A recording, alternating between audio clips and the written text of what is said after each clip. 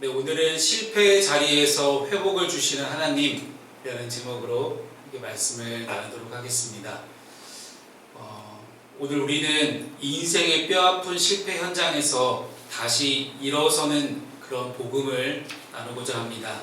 오늘 본문 여호수아서 8장 말씀은 이스라엘 백성들이 여리고성의 대승리 이후에 겪었던 처참한 패배, 즉 아이성 패배 이후의 상황을 다루고 있습니다. 이스라엘 사람들은 난공불락이라고 여겨졌던 여리고를 너무나 쉽게 칼과 창이나 그런 것들 쓰지 않고, 무기를 전혀 쓰지 않고 하나님의 기적으로 무너뜨렸습니다. 그저 여리고성을 하루에 한 바퀴씩 같이 돌았을 뿐이에요. 모든 백성이 일어나서 이스라엘 여리고성의 성벽을 하루에 한 바퀴씩 돌고 마지막 7일째에는 7바퀴를 돈 다음에 우리 제사장들이 양각 나팔을 불고 모든 이스라엘 백성들이 함성을 내지를 때 여리고성의 성벽이 무너집니다. 이 엄청난 기적의 승리를 맛보았지만 그 승리의 도취감이 오히려 독이 되지 않았을까 싶습니다. 그들은 다음번 성이었던 아이성, 이 아이성을 싸우러 나갈 때 하나님께 묻지 않았습니다. 즉 기도하지 않았다는 것이죠. 인생의 엄청난 큰 승리를 맛보았습니다. 그러나 그 큰 승리 이후에 그들은 하나님께 기도하지 않았고 교만했으며 아강이라는 한 사람의 범죄를 그저 방치해뒀습니다. 그 결과 보잘것없어 보이던 너무나 작았던 아이성, 여리고성은 너무나 크고 웅장했지만 아이성은 너무나 작고 보잘것없었습니다. 이렇게 작은 성 정도는 쉽게 무너뜨릴 수 있겠지라고 생각을 했지만 그 작은 성 앞에서 백성의 마음이 물같이 녹아내리는 그런 참담한 패배를 맛보았습니다. 이것이 우리 인생의 모습과 굉장히 많이 닮아 있는 것 같습니다. 큰 은혜를 우리가 받았다라고 생각을 했을 때 은혜를 받은 직후에 우리는 넘어집니다. 우리가 성공했다고 생각하는 그 성공의 정점에서 우리는 하나님을 잊어버리고 나의 힘을 의지하다가 생각지도 못한 작은 문제 앞에서 철저하게 무너지는 그런 경우들을 보게 됩니다. 그러나 오늘 본문 1절은 여호와께서 여호수아에게 이르시되라는 말씀으로 시작합니다. 엄청난 실패, 어떻게 요단강을 건넜고 어떻게 여리고성을 무너뜨렸는데 그 과정 이후에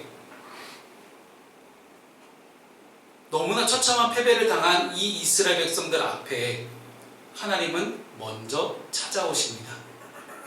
사랑하는 여러분, 이것이 복음입니다.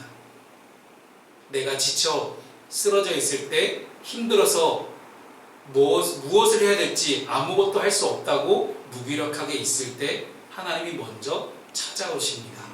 실패가 끝이 아니라 하나님의 회복이 시작되는 그런 지점임을 함께 믿고 오늘 말씀을 통해서 어떻게 내 삶이 회복될 수 있는지, 내 삶이 회복되기 위해서 필요한 것들이 무엇인지 함께 우리 오늘 본문의 말씀을 통해 살펴보기를 소망합니다. 첫 번째는 우리의 삶 가운데 두려움을 이기는 확신의 말씀이 필요합니다. 실패한 사람에게 가장 먼저 찾아오는 감정은 두려움과 놀람입니다. 오늘 여호수아서 8장 1절 말씀을 함께 읽도록 하겠습니다. 자, 시작. 여호와께서 여호수아에게 이르시되 두려워하지 말라, 놀라지 말라. 큰 산이나 거느리고 일어나 아이로 올라가라. 보라, 내가 너희와 그의 백성과 그의 성읍과 그의 땅을 다 내 손에 넘겨주었으니.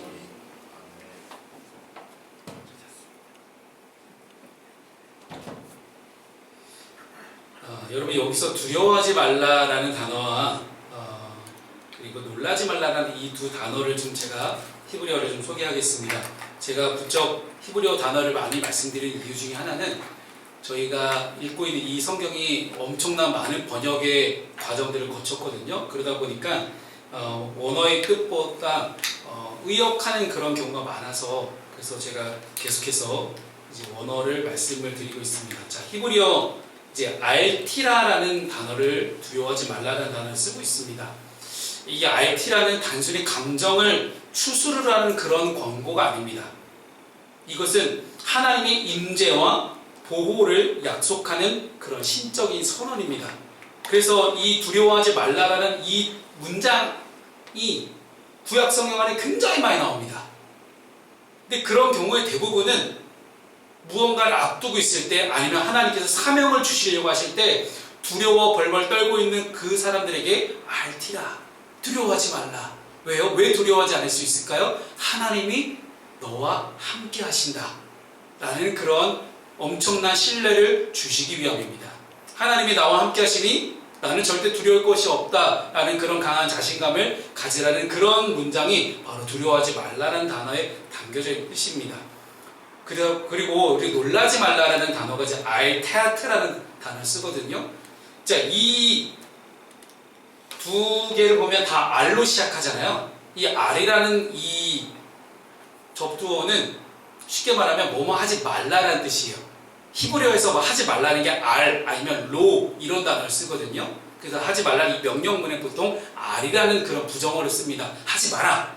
자, 테아트는 낙심해서 조각나지 말라라는 그런 뜻을 갖고 있습니다. 즉 인생의 실패를 경험할 때 우리의 마음, 우리의 자존감이 산산이 조각나지는 그런 마음 상태를 경험하게 됩니다. 그러니 미래에 대한 소망을 완전히 깨트려버리게 되는 그런 결과를 낳게 되죠.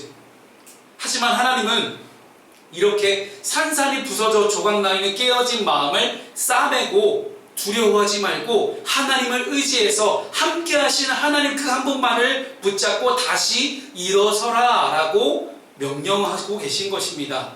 하나님은 여호수아에게 군사를 다 거느리고 일어나라고 하시죠. 이전에 아이성 전투에 실패했을 때는 어떻게 했어요? 소수의 정탐꾼 말만 들었어요. 야, 저 성 보잘것없네. 저렇게 조그만 성은 대략 한 2-3천 명 정도면 충분할 것 같아. 해갖고 조금만 보냈어요. 근데 이제는 하나님 뭐라고 말씀하세요? 전력을 다해서 하나님의 명령에 순종하라는 것입니다.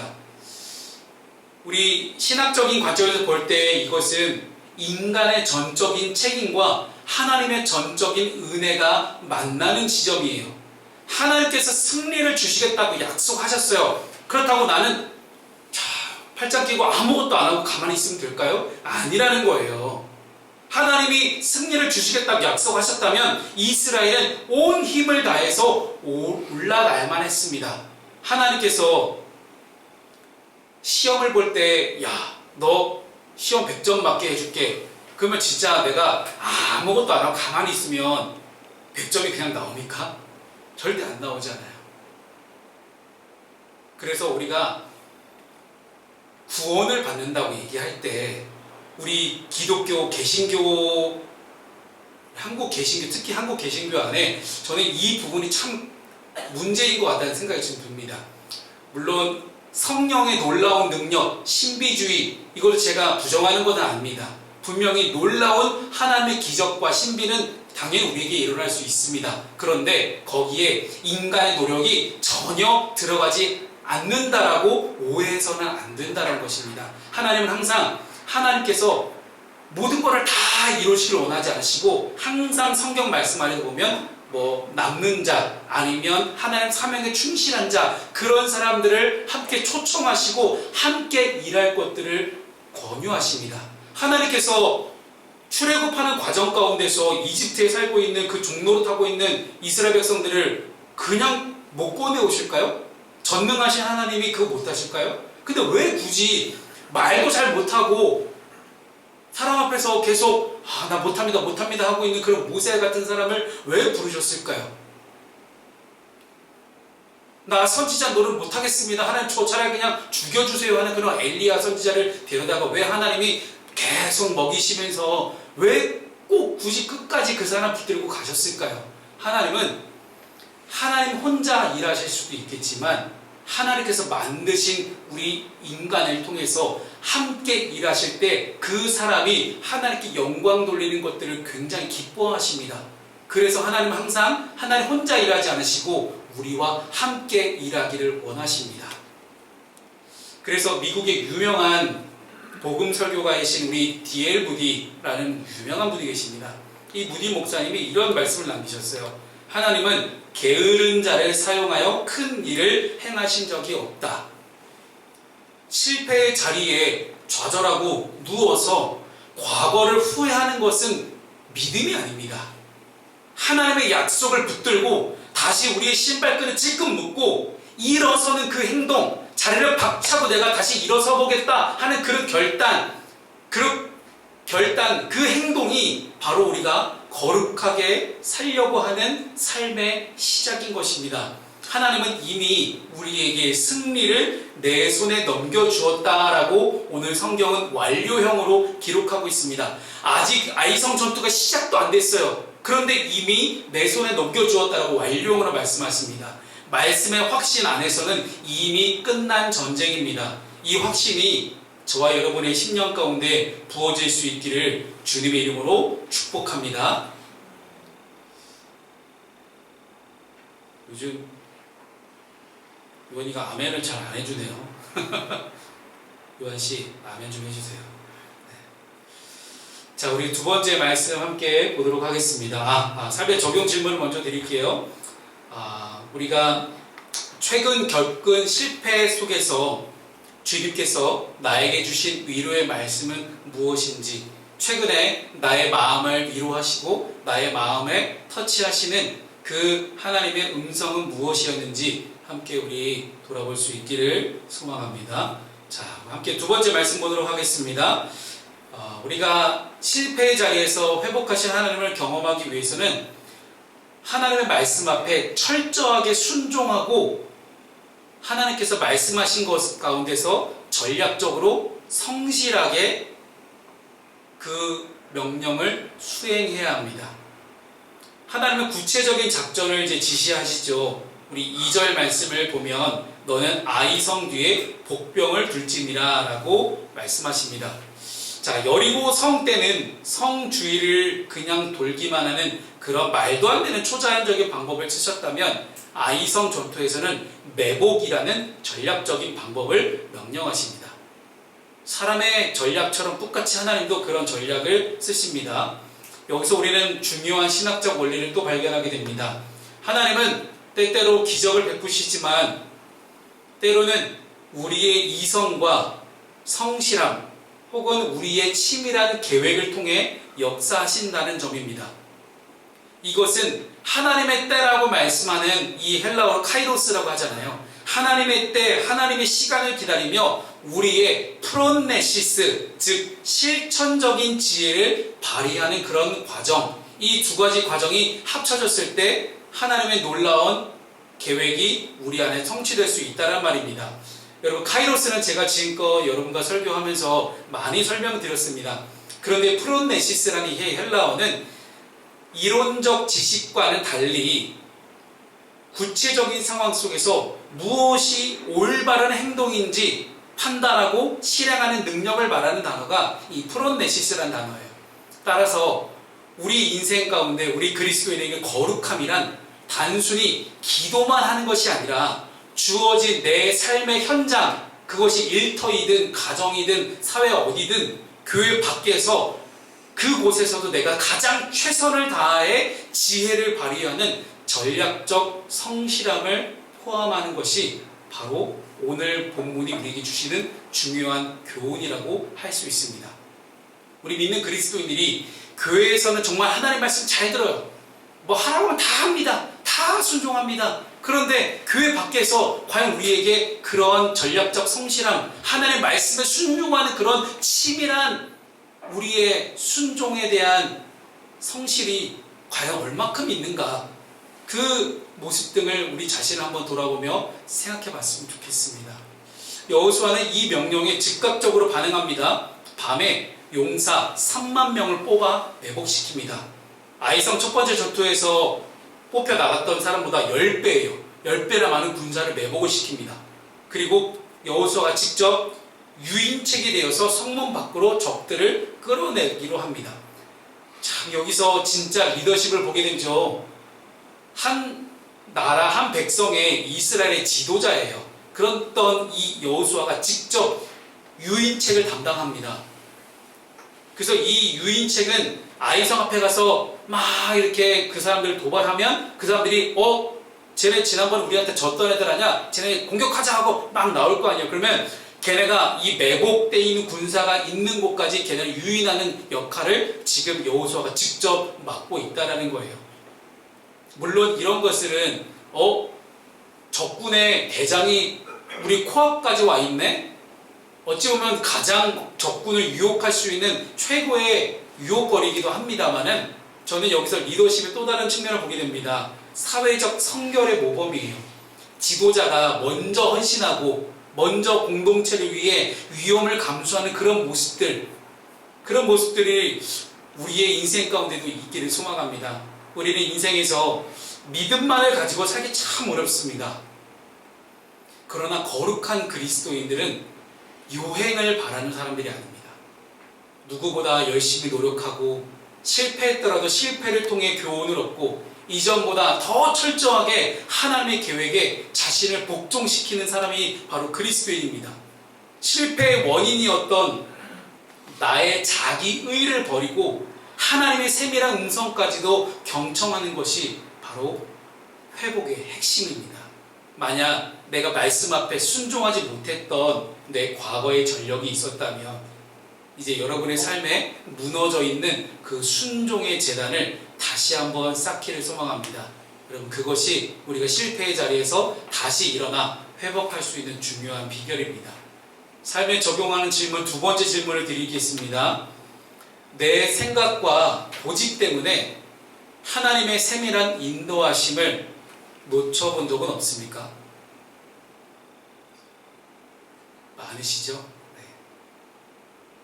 그래서 우리가 말씀 앞에 순종한다는 것은, 말씀 앞에 겸허히 우리가 겸손하게 나아간다는 것은 내 생각과 내 고집을 버리는 것입니다. 아무리 내가 옳다고 생각해도 하나님 말씀보다 옳을 수는 없습니다.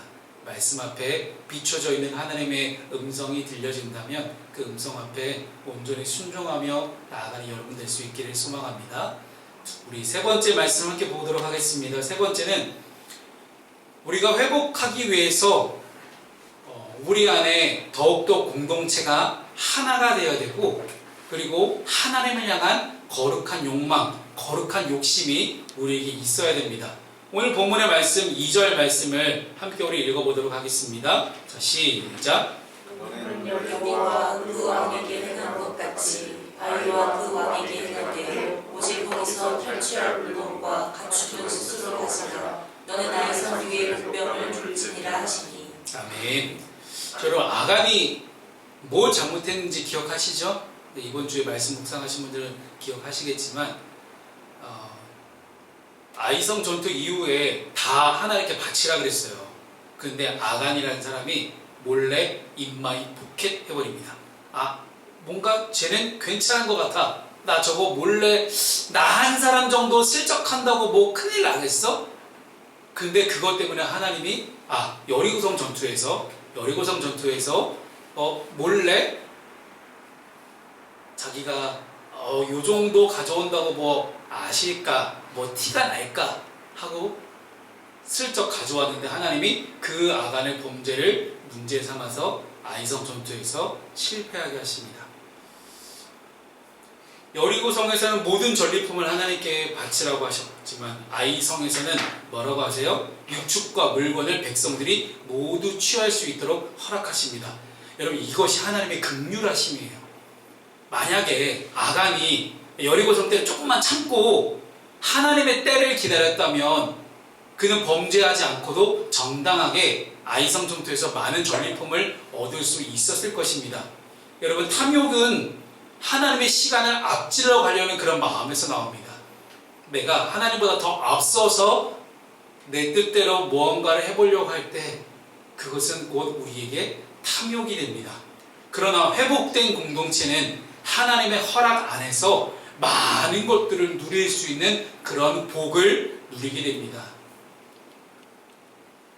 그래서 하나님의 시간, 하나님의 타이밍이 정말 중요한 것 같습니다. 그렇게 실패를 딛고 다시 일어서려는 이스라엘 공동체에게 하나님은 8절의 말씀을 하십니다. 8절 말씀 함께 읽습니다. 다 같이 시작. 너희가 그 성읍을 취하거든 그것을 불살라 여호와의 말씀대로 행하라. 보라, 내가 너희에게 명령하였느니라 하고, 여러분, 이 말씀은 단순한 지시가 아니에요.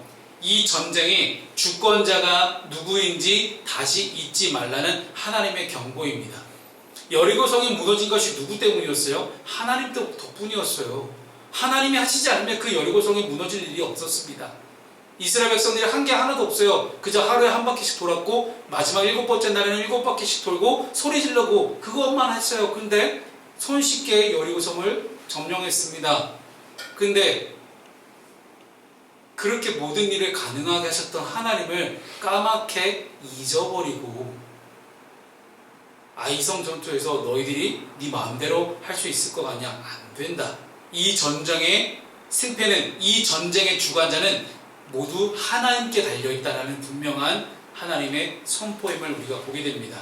자, 다음 마지막으로 우리 본문의 마지막 구절 9절 말씀 함께 읽습니다. 다시 시작. 그들을 보내매 그들이 매복할 곳으로 가서 아이 서쪽 베델과 아이 사이에 매복하였고 여호수아는 그 밤에 백성 가운데에서 잤더라. 아멘. 여호수아가 밤중에 백성 가운데 잤다라고 기록합니다. 여러분, 적어도 한 나라의 지도자라면 따로 자잖아요. 우리가 사극만 봐도 태조 왕건 뭐 이런 뭐 다양한 사극만 봐도 항상 왕이 있는 장막은 달라요. 분명히 다릅니다. 그런데 지도자와 백성들이 함께 하나 돼서 전쟁을 준비하는 그런 모습이에요. 아간의 범죄로 인해서 이스라엘 공동체는 극심한 혼란을 겪었습니다. 왜 아이성 전투에도 실패했을까? 하나님, 우리한테 어떻게 이렇게 실패하게 하세요? 하나님, 왜 저를 이렇게 힘들게 하십니까? 라고 원성이 자자한 이스라엘 백성들 앞에 하나님이 너희 중에 범죄한 자가 있다. 자, 지금부터 제비뽑기를 시작한다 하십니다. 그 당시에는 제비뽑기가 하나님 방법이었습니다. 하나님께서 정하신 방법대로 제비뽑기를 하는데, 자, 첫 번째 12지파 중에 유다 지파가 뽑혀요. 자, 여러분 머릿속에 한번 생각해보세요. 여러분들이 이스라엘 백성들이에요. 자, 제비뽑기 하겠습니다. 자, 지파별로 다 나오세요. 자, 어디가 뽑혔을까? 유다 지파. 그럼 나머지 11개 지파가 어땠을까요? 야, 아우, 씨. 유다 지파 쟤네 때문에 저렇게 우리가 졌네. 아, 진짜. 그러지 않았을까요? 요한이 안 그럴 거 아니? 그게 인간의 본성 아닙니까? 자, 그 다음 유다 지파의 세라 족속. 세라 족속, 그 가문이잖아요. 세라 족속이 있는데, 그럼 유다 지파 안에서도 야, 세라 족속, 아, 진짜 점점 좁혀지고 있는 거예요. 12지파에서 유다 지파, 세라 족속, 그 다음에 3D의 가족. 야, 이거 어땠을까요? 여러분, 한번 제가 상상을 해봤어요. 점점 좁혀지잖아요. 그 과정 가운데 얼마나 마음 졸였을까요? 얼마나 쫄리고. 그 3D 가족 중에 아간이 뽑힙니다. 야, 그 과정이 점점 좁혀지는 그 과정 가운데서 사람들이 얼마나 많은 비판을 했을 것이고 비난을 했을 것이고, 야, 쟤 때문에 야, 얼마나 가슴 졸이며 지켜봤겠습니까? 그리고 뽑힌 그 아간을 보며 역으로 3D 가족에게, 아니 좀 더 크게 세라 족속에게, 아니면 더 크게 유다 지파에게 온갖 비난의 화살이 쏟아졌을 수도 있습니다. 충분히 상상해 볼 법한 일입니다. 그런데 그렇게 분열되고 의심으로 가득 찼던 그 공동체가 하나님의 말씀 앞에서 다시 하나됨을 회복합니다.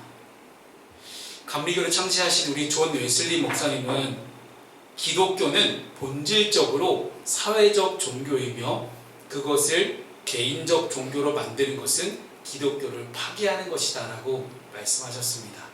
실패를 극복하는 진정한 회복은 개인의 성공이 아니라 깨어진 공동체가 다시 사랑과 신뢰로 묶이는 과정입니다. 우리를 거룩하게 만드는 은혜의 과정은 이 땅에서 이기적인 욕망에서 우리를 해방시킵니다. 그리고 하나님의 나라를 향한 거룩한 욕망으로 우리를 인도합니다. 누군가는 자신의 명예와 욕심을 위해 돈을 벌겠지만 우리 그리스도인들은 하나님 나라의 선교 완성을 위해서 돈을 벌어서 거룩하게 쓸 줄 아는 사람들이 그리스도인들입니다. 이제 이스라엘은 단순히 가나안 땅의 한 정복자가 아니라 하나님의 말씀에 따라 하나님이 왕이 되시는 그런 하나님 나라의 공의를 실현하는 도구로 거듭나고 있습니다.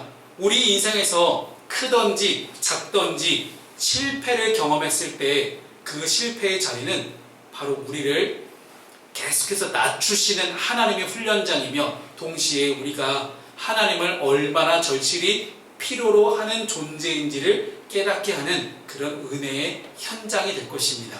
그러니 실패의 자리에서 여러분 너무 낙심하지 마시고 이렇게 말씀하시는 실패하게 하시는 그 하나님 앞에 겸손히 무릎 꿇고 하나님께 기도하며 다시 한번 하나님께 회복의 자리로 나아갈 수 있는 저와 여러분 될 수 있기를 소망합니다. 우리 적용 질문 세 번째를 드립니다. 내 삶 가운데 무너져 있는 내 주변의 관계나 혹은 공동체를 위해 내가 먼저 헌신할 점은 무엇이 있겠습니까? 친구 관계이든지 가족 간에 혹은 누구랑 어떤 관계를 맺든지 우리는 그런 공동체를, 사회적 공동체를 만들며 살아가게 되어 있습니다. 근데 그 관계 회복을 위해서 우리는 먼저 어떤 헌신을 해야 되겠습니까? 그 놀라운 헌신을 하신 분을 이제 마지막으로 소개하고 말씀을 맺겠습니다. 아이성의 패배는 정말 뼈아픈 것이었겠지만 그 실패가 있었기 때문에 이스라엘은 더욱더 거룩하고 정결해졌고 더 겸손해졌습니다. 그리고 마침내 승리했습니다. 자, 깨어진 관계를 해서 가장 많은 고생을 하신 우리 예수님, 예수 그리스도를 보겠습니다. 세상의 눈으로 볼 때 골고다 언덕에 세워진 이 십자가는 실패의 상징이었습니다. 철저한 패배의 자리였습니다. 가장 저주받은 처형법이었습니다. 제자들은 모두 흩어졌습니다. 그리고 심지어 베드로는 예수를 모른다고 3번 부인했습니다. 주님은 무덤에 갇혔습니다. 그러나 하나님은 그 실패와 죽음의 자리에서 부활의 승리를 만들어내셨습니다. 그리고 십자가는 인류의 모든 죄와 실패가 정산된 곳이며 새로운 생명이 시작된 곳이 되었습니다. 이것이 하나님의 방법입니다. 지금 여러분 실패의 자리에 있습니까? 그렇다면 아이성으로 다시 올라가라 라고 말씀하시는, 다시 올라가라고 말씀하시는 그 하나님의 음성을 들으십시오. 여러분의 실수는, 여러분 실패는 하나님의 은혜보다 절대 클 수가 없습니다. 하나님의 말씀을 붙들고 철저히 순종하며 공동체와 함께 다시 일어나 보십시오. 혼자 일어설 힘이 없다면 우리 교회 공동체가 함께합니다. 그것이 바로 교회의 존재 이유입니다. 하나님께서 여러분 안에 있는 그 실패의 원인이었던 그 아이성을 무너뜨리시고 승리의 노래를 부르게 하실 것입니다. 그 놀라운 회복의 하나님이 지금 여러분과 함께하고 계십니다. 그 함께하신 하나님을 우리가 온전하게 믿고 순종하며 나아갈 수 있는 저와 여러분 될 수 있기를 주님의 이름으로 축복합니다.